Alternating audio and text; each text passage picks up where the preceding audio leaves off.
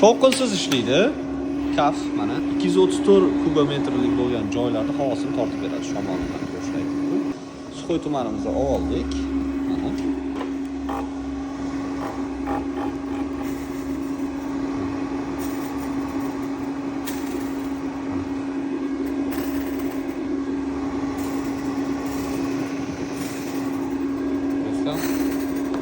Bu yoqdan jo'natib o'ryapman, o'zi tortib olyapti. Zo'r ish.